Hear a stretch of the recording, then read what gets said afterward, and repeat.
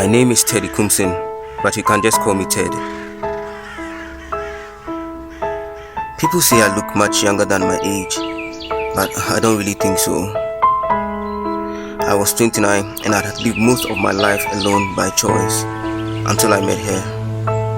Her name was Benita Blankson. The very day she walked into my life, I realized that some things are beyond man's control. And falling in love was one of them. My view of life changed, and I became a slave to love.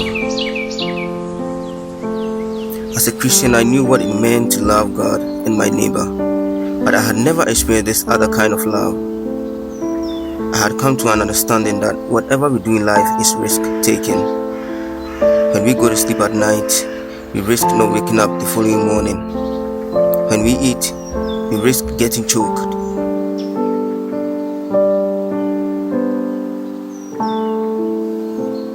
And when we love, we risk getting our hearts broken sooner or later.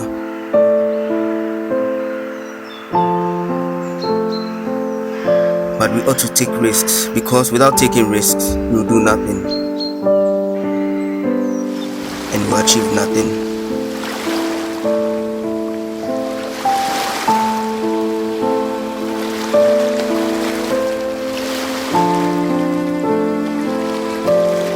My love for Benita kept increasing each passing day, and each passing day I became more and more familiar with this other kind of love.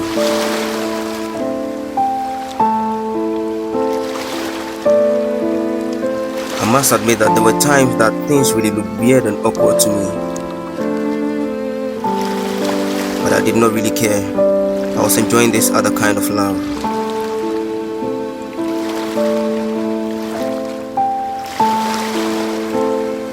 The most important thing was that I was no longer lonely. That was all that mattered to me now.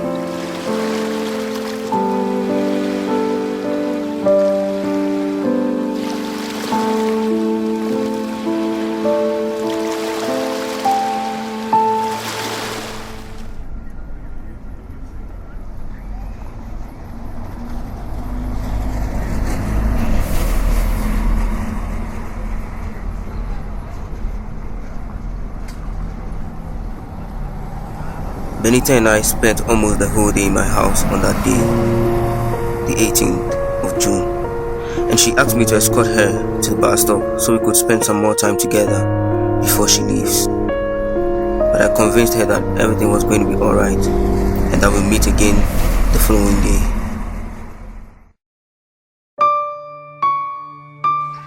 Three days went by and I had not seen or heard from Benita Blankson.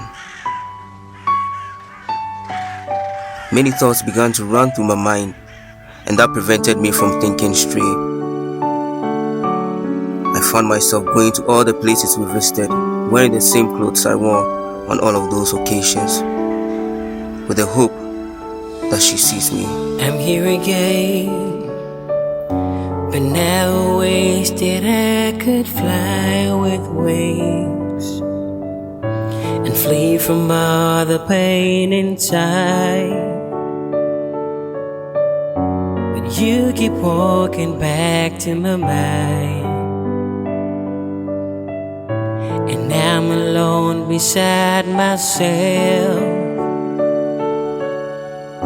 Your pretty face is all I see, but I wish I could turn my back and say that I'm not lonely like I am today.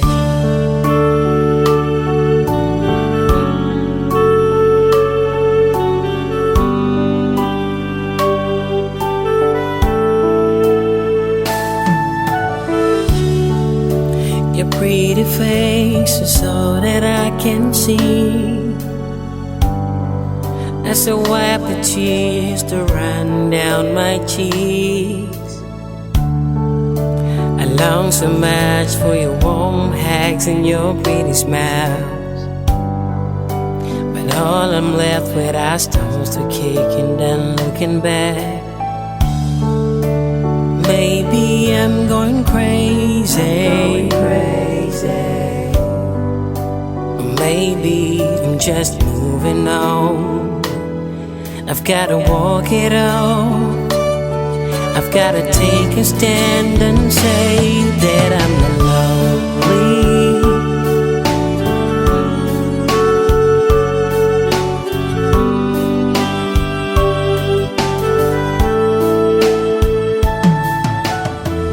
I went back home to get some rest and reduce the stress that I was experiencing, only to discover that my apartment had been broken into and my room ransacked.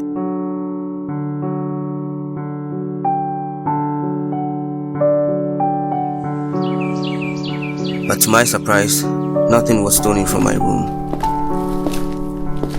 However, I noticed candle stains on the top of my wardrobe drawers, and for some reason I felt the need to open the drawer and look through. To my surprise, I discovered that the photo that hung on my wall had been removed from its frame and some strange stuff inscribed on it.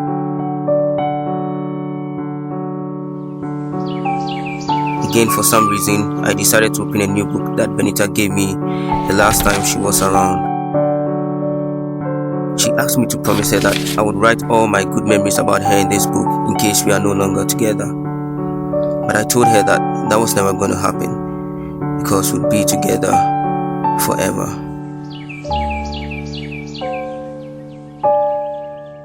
This is Benita's handwriting.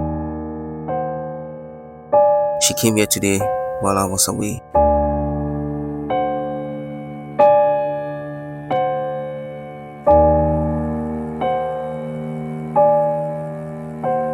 I could no longer stand straight. I began to feel dizzy.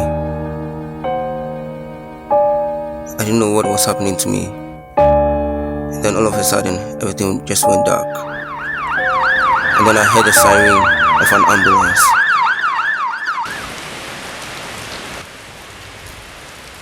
Three days later, I got discharged from the hospital, but I decided to look her up and see what I could find. This is what I saw.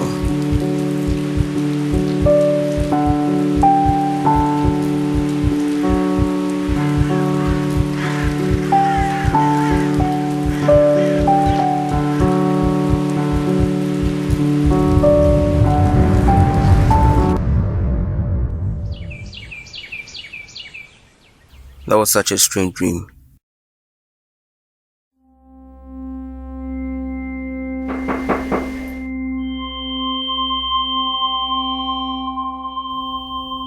But then, the knock came at my door.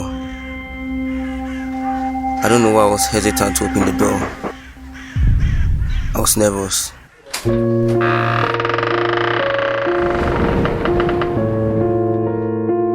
I couldn't believe what I was seeing. It was the same girl I saw in my dream, Benita Blankson. At this moment, I didn't know what to do. So this is what I did.